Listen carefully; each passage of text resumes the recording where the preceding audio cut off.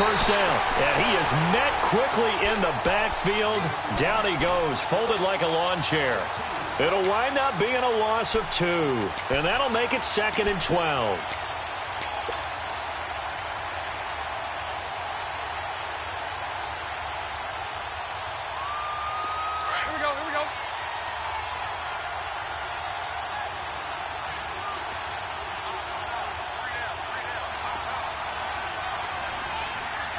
Sunday. Now they'll throw it. Bortles. And he completes it to Westbrook. And he'll get it up to the 33-yard line. 8 yards on the completion, but now they face third down. Under 4 to play now. Clock running. Third down. Shotgun now for Bortles. Open man is Westbrook, complete. And he'll be taken down, but not before he gets into enemy territory. Third catch for him on this drive alone, and it'll give him a first down. One thing I can say pretty safely, that route is not called if you don't have a guy who can throw the ball and put some mustard on it. Because if you're going to lollipop it in the middle of the field, bad things usually happen. It takes a strong-arm guy who can rifle it in there, and they were able to successfully complete that one. Tackle is made by Cameron Jordan. Well, that call makes sense because they've been throwing it well on this drive, and once again, they show passing formation, showing the shotgun. Then they ran out of it. That's a nice play by them defensively, though, to hold it to a short game. Bortles. That's into the hands of Westbrook over the middle. And he gets this one all the way down inside the 20-yard line. A really good pickup of 28 yards. The Jags with their first opportunity in the red zone. 1st and 10 at the 19.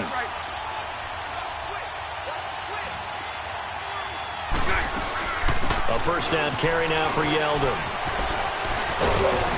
And he's got this one down to the 10. 9 yards on the run there, and it will take us to the 2-minute warning. 2 minutes to play here in the first half. We're back to New Orleans after this. Here we go.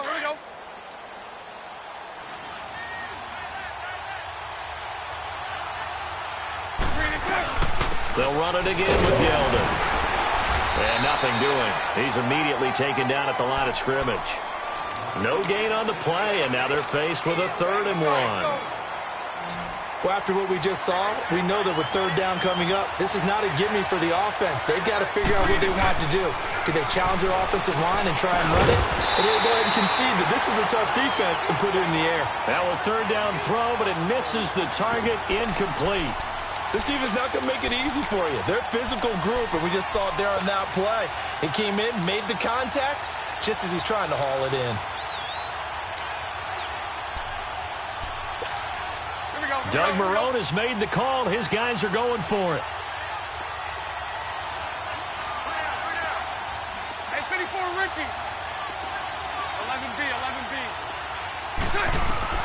Bortles to throw for it on 4th down.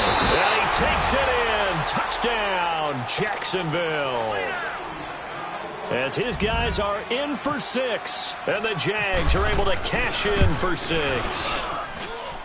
Big 4th down conversion for the score, and the defense, that is a tough pill to swallow. Big time for them. How about them just deciding to go for it on 4th down? And, forget the field goal, because that looked like an easy 3 points. Yeah, you might have had a defensive breakdown in there, but they pressed the issue and found a way to get it into the end zone. Give them big credit for that. And some space here. And he'll return this one all the way onto the other side of the field. Partner, when I was in college, we used to have these things called game maxims that we did before every game. One of them said, press the kicking game. For here's where the breaks are made. It's the area of hidden yardage. How about that return? Flipping the field, taking it past the 50, and getting things set up to start the series. This is Ingram on 1st and 10. And he's going to take this across midfield into Jacksonville territory.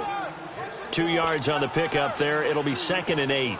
Well, it's time for them to be good teammates right here, and what I mean by that is possess the ball for a little while, get at least 2 first downs, give their defense a chance to settle down a little bit after they give up a touchdown.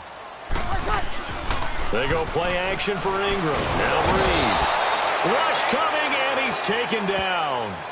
And now the Jags defense deciding to call a timeout, as they'll stop it with just over a minute to go before halftime. 3rd and long now after the sack of Breeze, and the Saints up against it here. Got it.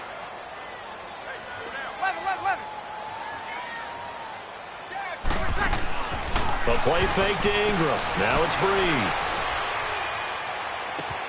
And Gibbs got it. And they will finally catch him, but not before he reaches the 8-yard line. They're able to convert on 3rd down, and that sets up a 1st and goal. So it's 1st and goal, and a great opportunity to get that lead back before the break. Shotgun now for Breeze. He couldn't quite hold it. Got hit. Ball pops out. Incomplete.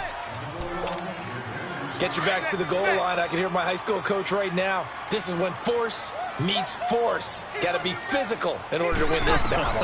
Yeah, that's where the physicality pays off. A nice job forcing the contact and forcing the incompletion. Yeah, Coach Ford would have loved that play. Another throw on 2nd down, and this one incomplete as well. When you got your backs in the shadow of your goal line, you've got to be physical in that situation because there's not a whole lot of space, not a lot of wild plays that can be run there. That's put up or shut up time. Defensively, nice job just to make sure they didn't complete it on that play. 2 incompletions haven't moved them any closer, and likely throwing again, you'd have to think on 3rd and goal here. Now Breeze. That's caught. It's Thomas. And now the Jags going to signal for another timeout, as they stop it with 28 seconds to go in the first half of play. And Lutz puts this one through. And they'll get it back within a point at 7-6. So the 3 points here, they're still down, but they put somewhat of a dent into that lead going into the break.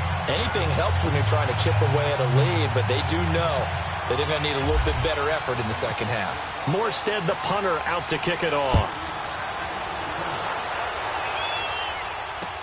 That's fielded in the end zone. And he'll probably wish he'd reconsidered here. It will cost him 10 yards as he's down at the 15. Well, conventional football 101, tells us if you don't get it back to the 20-yard line on a kickoff return, that's a disappointment. But some of these special teams coaches, with approval by the head coach, they give them full authority to go ahead and bring it out and try to be aggressive. Almost what we call the green light, red light theory. Green light means go, red light means stop. Looks like he had green on that play. They go play action here on 1st down. They'll roll him out right. And it pops free. The collision there jarred the ball loose and brings up 2nd down.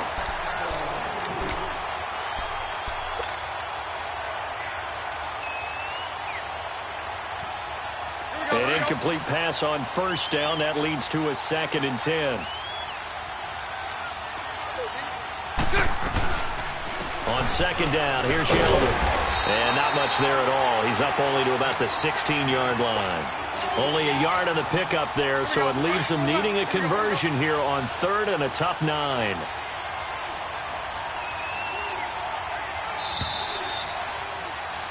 So 2 quarters down, 2 remain. Charles and I return after the break. Welcome back. Charles and I settled into the booth, ready for quarter number 3. The Jaguars in possession of the lead, and they will get the football as we are underway in this second half. That's fielded in the end zone. And in hindsight, probably should have stayed where he was, as he'll only get back to the 16-yard line. Out come the Jaguars now as they'll go on offense first here in this 3rd quarter. They have the lead. Now they'll be looking to extend that lead. And this is where I enjoy talking about one of my favorite subjects, tendency breakers, or counters as I also like to call them. You've done things in a certain way in the first half, and they've had the ability to see what you've done. They're going to make their adjustments. So guess what?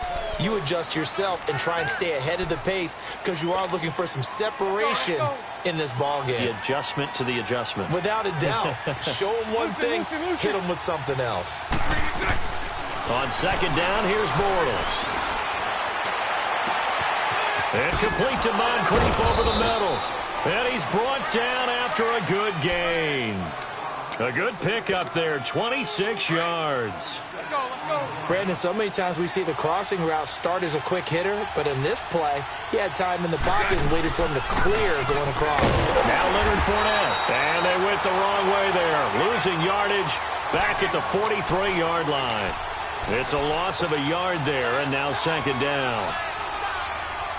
Here we go. Here we go, here we go.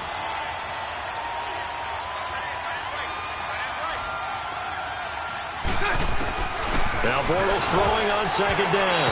Over the middle, and it's incomplete. The intended target, the tight end, Austin Seferian-Jenkins. And it's third down. Well, this at least is the right idea. I think they've got to get the tight end more involved. He had just one target in the first half, incomplete. Now incomplete here with the first target of the second half. Yeah, should not stop them at all from going back to him, though. Find him. Find him. Throwing his Bortles on third down. And his crew will take over at their own 45-yard line. First possession of the third quarter, an interception, so maybe a second-half tone setter. Indeed, and not the tone they wanted to set. That's the equivalent of running out the wrong door and running into your pool instead of running out onto the field. A real dud for that one. Has that happened to you before? No, but I've heard stories about teams actually doing that back in the good old days. And he's going to take this across midfield into Jacksonville territory. Give him 9 on the carry that time, and they're set up with a 2nd and 1. Here we go, here we go, here we go.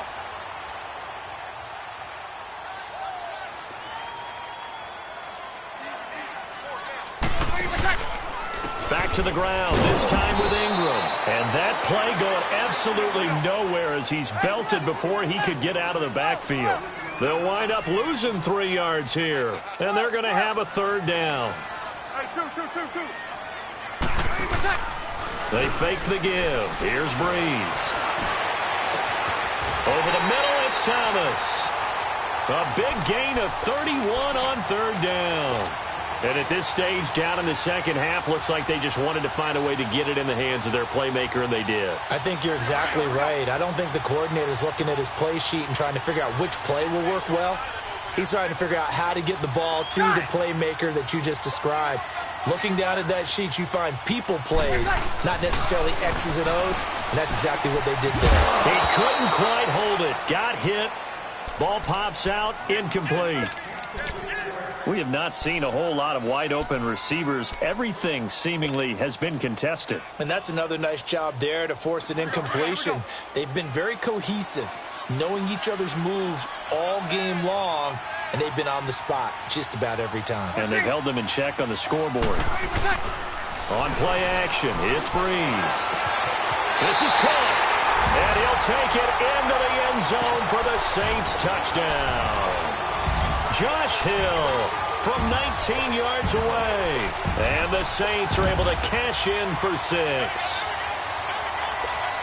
Now Breeze will bring the Saints offense up to go for 2 here.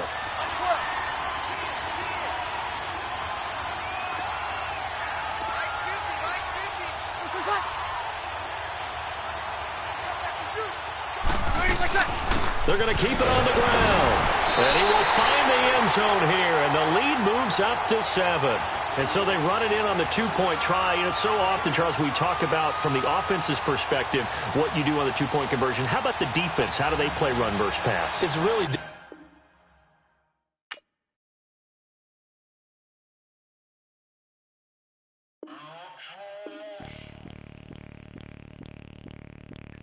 Bring out the Brinks truck, I'm young, flying ice up. 100-yard dash, I had to run my price up.